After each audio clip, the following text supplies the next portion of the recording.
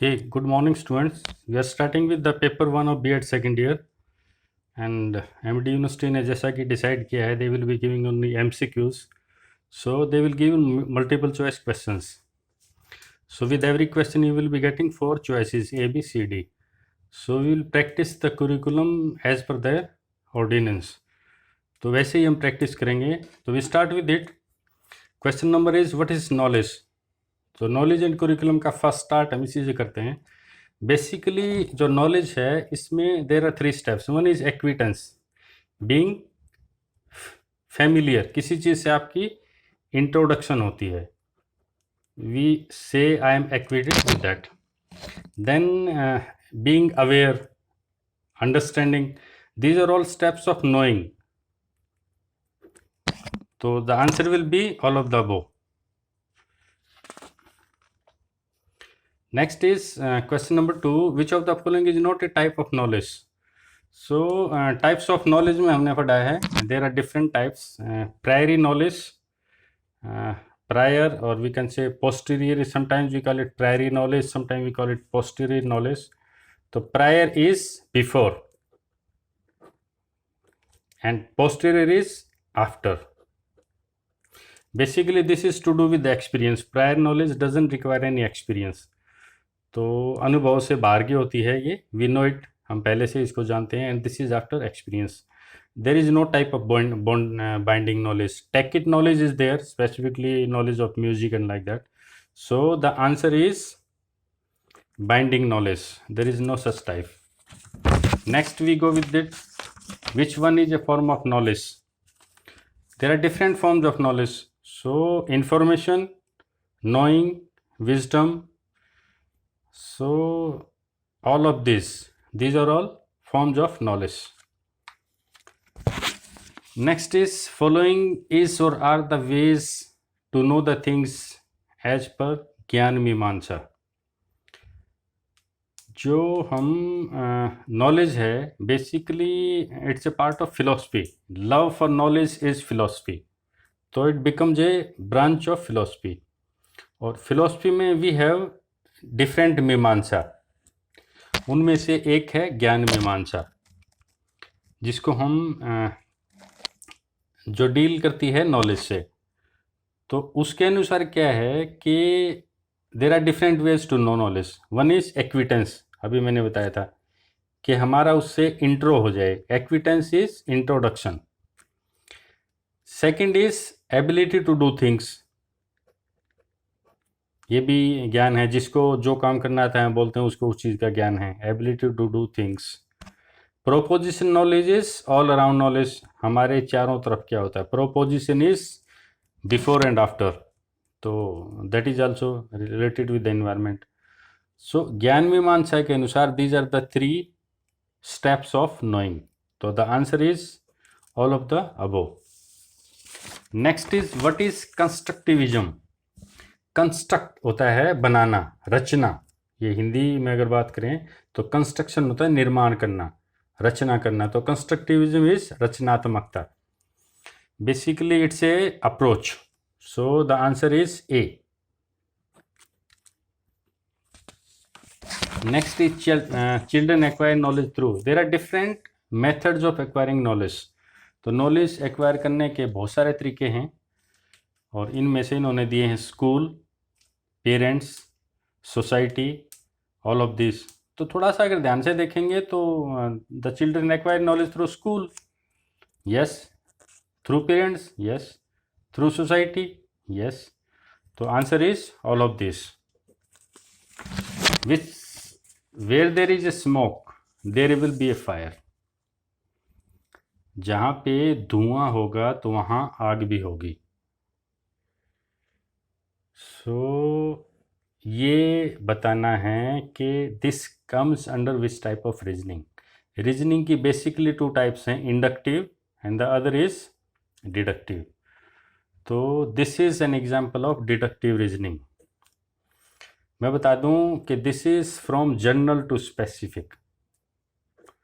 General to specific, सामान्य से विशेष की तरफ जब हम जाते हैं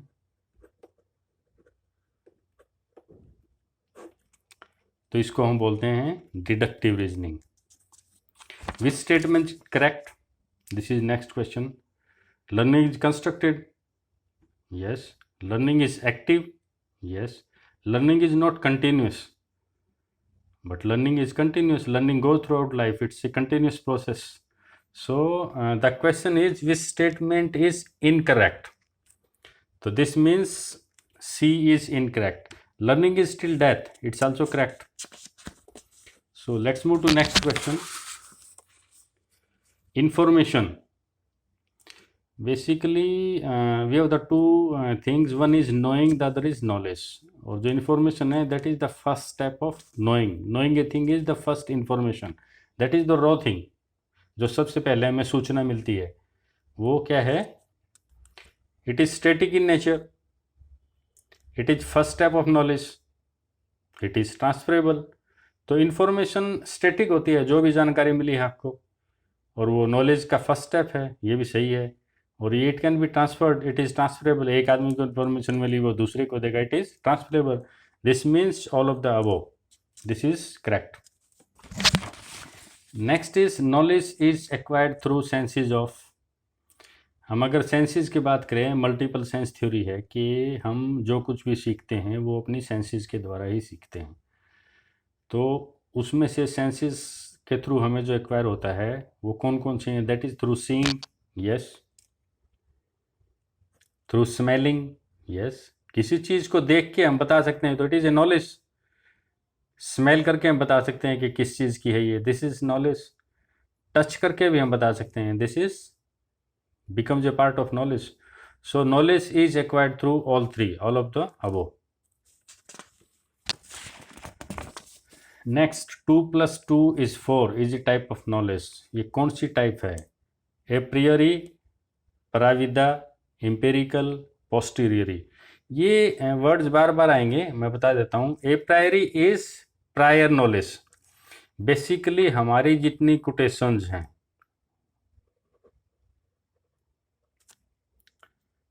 जो हमें, जैसे बड़ी पॉपुलर कोटेशन है, यूनियन इज स्ट्रेंथ। जहाँ एकता होगी तो वहाँ ताकत होगी, ये नॉलेज हुई या नहीं? बट इसके लिए हम ऐसा थोड़ा है कि दोबारा फिर एक्सपेरिमेंट करें या इसको दोबारा एक्सपीरियंस करें तब बताएं। तो this is all the quotations जो हमारा पहला का ज्ञान चला हुआ है, इसमें एक्सपीरियंस लेने की जरूरत नहीं है। जो पोस्टीरियरी है, this is based on experience. Post means उसके बाद, जब हमें किसी चीज़ का अनुभव होता है और फिर हमें जो ज्ञान मिलता है, that is posterior. Empirical involves scientific knowledge, इसमें भी स्टेप्स वही हैं, ऑब्जर्वेशन है, एक्सपेरिमेंटेशन है। So this is basically scientific knowledge. और जो प्राविद्या है वो हमारी जो हमारे ग्रंथ हैं उनमें जो दिया हुआ ज्ञान है वो है प्राविद्या। और the question is 2 + 2 = 4 is a type of knowledge. ये कौन सा हुआ? Basically this is a Prairie knowledge, पूरा के पूरा मैथ्स। ये 2 + 2 = 4 ये दोबारा करके देखने की जरूरत नहीं है। This is, it doesn't require any experimentation और एनी एक्सपीरियंस। तो it is, answer is a priori knowledge. Next is curricular activities are used for making teaching. जो हम करिकुलर एक्टिविटीज करते हैं, जो भी हम पढ़ाई से संबंधित जितनी भी क्रियाएं करते हैं, को करिकुलर एंड करिकुलर, ये क्या करती हैं टीचिंग को? दे मेक टीचिंग इजी, क्योंकि एक्टिविटी में बच्चे उसमें एंगेज हो जाते हैं तो इजी हो जाता है समझना। Attractive, yes. इंटरेस्टिंग भी बनाते हैं, बच्चा ज़्यादा इंटरेस्ट ले, बिकॉज ये पार्टिसिपेटिव है, बच्चा उसमें हिस्से लेता है तो उसके लिए इसके इंटरेस्टिंग बन जाता है। So the answer is all of this. Next is goal of education according to idealism, which is the goal? Adaptation to environment, realising moral values, satisfying human needs and developing ideas. ये वैसे तो detail में आगे आता रहेगा। Idealism is basically आदर्शवाद, and it has to more to do with the values.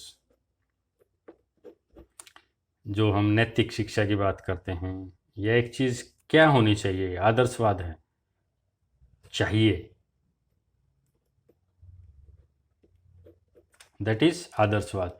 तो realising moral values, this is idealism.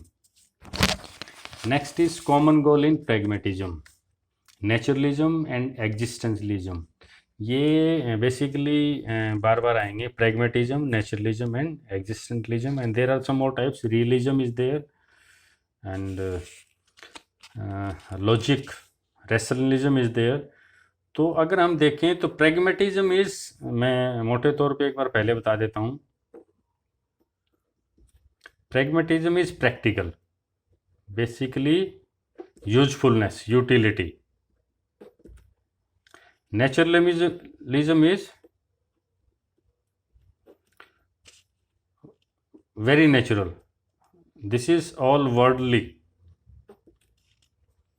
and existentialism is more to do with the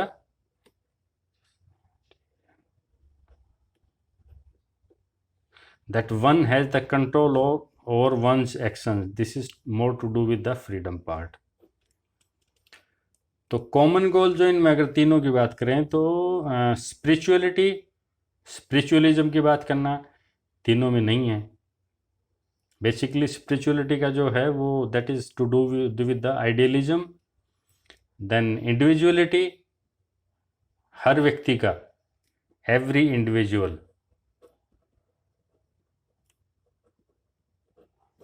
का अपना एक रोल है, उसी के लिए कार्य किया जाए, तो this is common in all.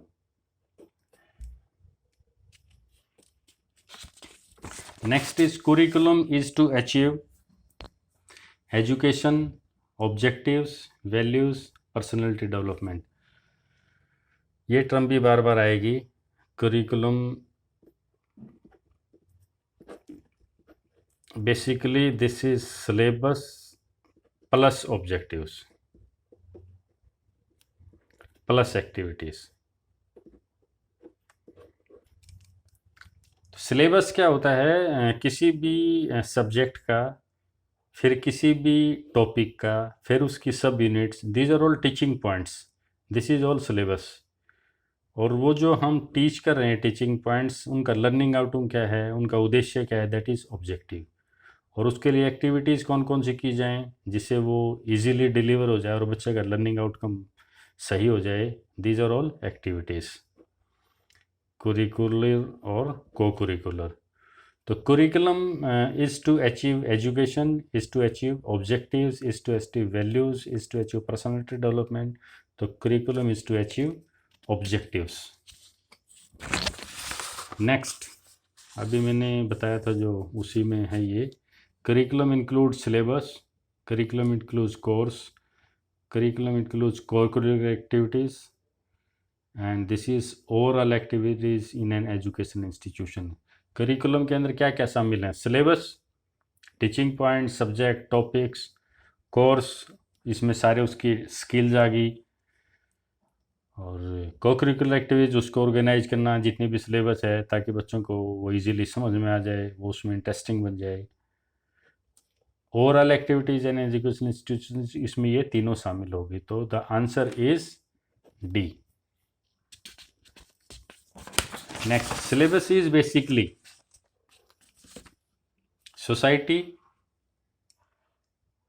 School, curriculum and class. Syllabus is basically for